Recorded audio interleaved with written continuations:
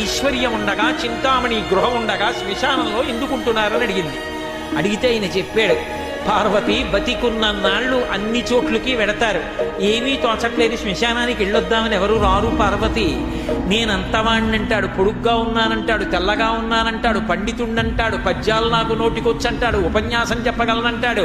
నాకు పాటలొచ్చంటాడు, నేను నాట్యం చేస్తానంటాడు, నేను అధికారినంటాడు, నా దగ్గర డబ్బు ఉందంటాడు. ఇన్ని ఉన్నాయనుకున్న వాడిలోంచి ఊపిరి బయటికి వెళ్ళిపోయిన తరువాత వాడిని తీసుకెళ్లి 4 కొత్త కర్రల మీద పడుకోబెట్టి చాప చుట్టి తాడు కట్టి పైన నూలుబట్ట కప్పి తీసుకొచ్చి అన్నీ తీసేసి కర్రల మీద పడుకోబెట్టి కాల్చేస్తుంటే జీవుడు లేచి నిలబడి పుర్రె పగిలిపోయిన తరువాత కన్న కొడుకు కూడా స్నానం చేసి వెళ్ళిపోతుంటే చీకటి పడిపోయాక, అయ్య బాబోయ్ చుట్టూ ఉగ్రభూతాలు, నా వాళ్ళన్న వాళ్ళు లేరు, వీళ్ళని నమ్ముకున్నాను, ఒక్కడు లేడని ఏడుస్తుంటే నేనున్నాను రా అని చెప్పడానికి నేను కూడా